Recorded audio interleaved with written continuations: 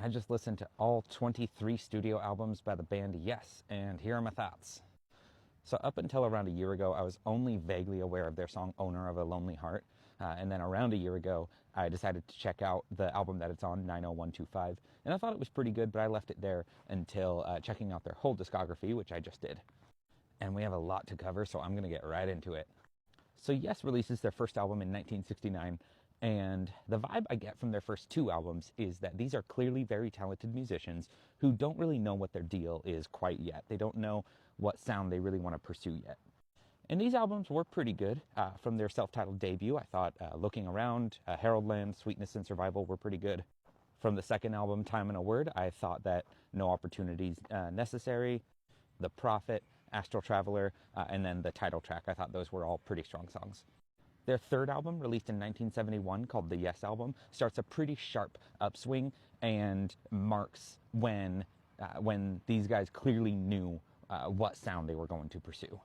That is mainly evident in the two tracks on this album, Starship Trooper and I've Seen All Good People.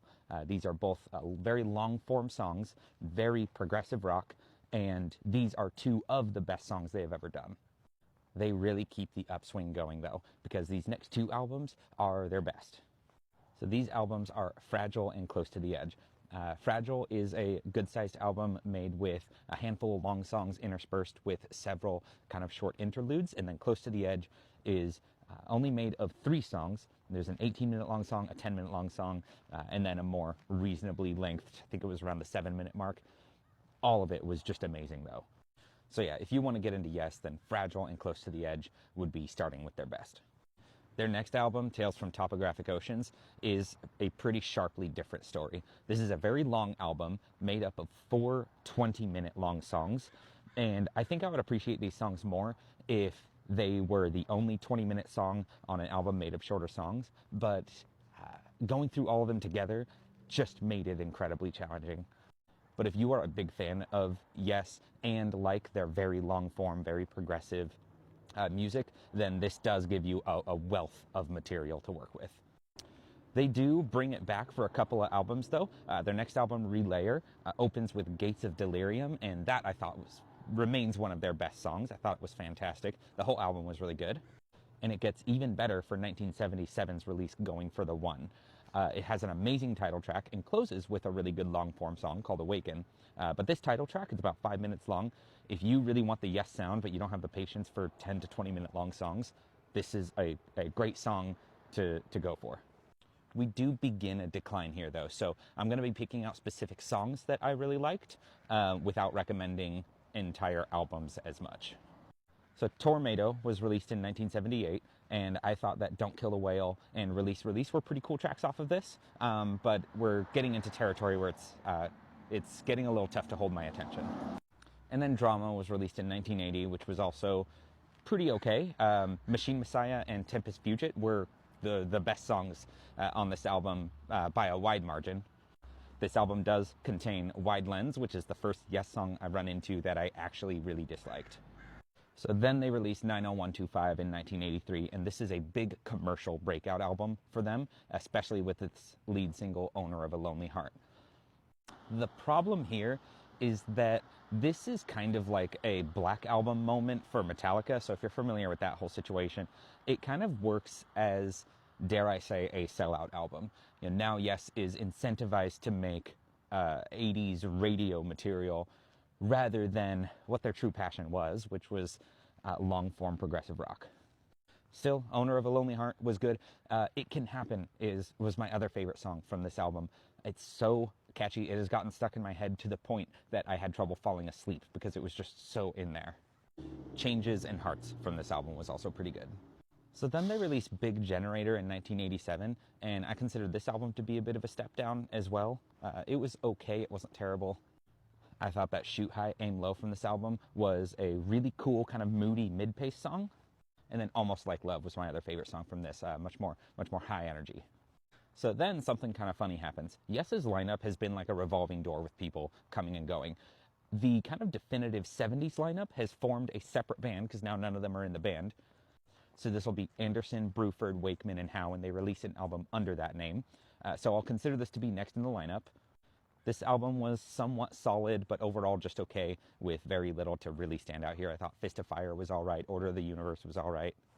And then another funny thing happens. The current lineup of Yes and this old lineup of Yes all get together and all write an album together under the name Yes, and that album is released in 1991 and it's called Union.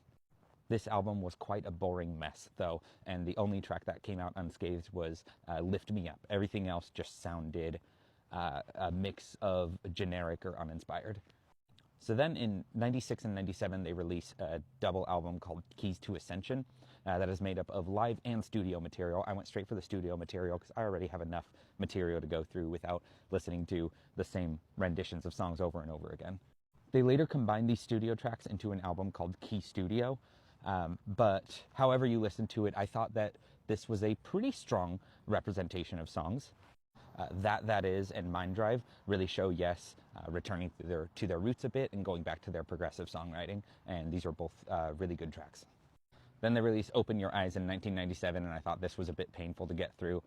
Man on the Moon was a pretty decent track, and then the final track, called The Solution, I had to find a separate version of this song because the song itself on the album is like 5.5 minutes long, but then it's like 2 minutes of silence and then like 10 minutes of just random studio and nature sounds. The song itself, what plays for the first 5.5 minutes, was really good though, so I found a separate shortened version that was only that. Then they released The Ladder in 1999, and this is another album that I thought was pretty rough to get through. The Messenger was my favorite song on here. I thought it had a really good chorus. Everything else, though, was quite boring. I'm also noticing more and more that their songwriting is getting really cheesy at this point, kind of a We Are the World type of cheesy. Like, it's overly sappy and preachy without having any sort of edge to it about how we can make the world a better place. I did notice that for the last few albums, I just forgot to mention it until now. Fortunately, they released Magnification in 2001, and if you have been a Yes fan for decades and not happy with anything they released since maybe around Going for the One, I think this would be the one album that you would be happy to get. It was supposed to come out on September 11th, 2001, but then it was delayed for some reason. I guess we'll never know. This was a really solid album. I really liked the title track, but especially towards the end of the album, you get Dreamtime and In the Presence Of, two more long songs that were really, really good and up to the quality of classic Yes. Then they released Fly From Here in 2011, and I didn't love this album. I thought the Fly From Here suite of songs was pretty good. Everything else was just very fillery and forgettable. Side note about this album, there were several studio songs that were recorded during these sessions that didn't make it onto the album and were released on a later mini album called From a Page. There's a song on this mini album called To a Moment, and I think that was a pretty good song. A little more lead single quality of a Yes song, but it's a good example of that. They then released Heaven and Earth in 2014, and this is widely regarded to be one of Yes's worst albums, and I very much agree.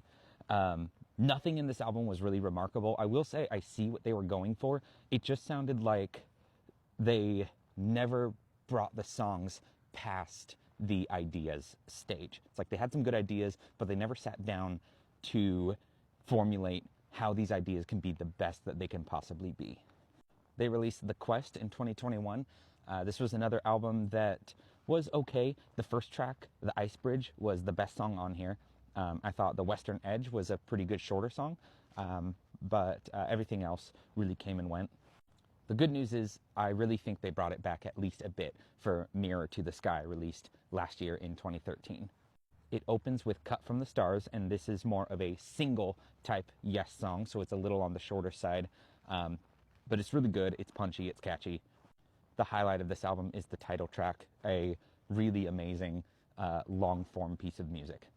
I just found it really engaged the imagination with a lot of a sense of wonder. There's my album ranking. The top two are masterpieces, and you should listen to them if you want to get into Yes. From Going for the One down to Magnification, these are albums that I came away with very positive feelings about. From Tornado all the way down to Talk is a descending list of albums that I thought were reasonably solid with a few really good tracks interspersed in them. And everything after that is a descending list of albums I considered to be weak. Thank you for watching.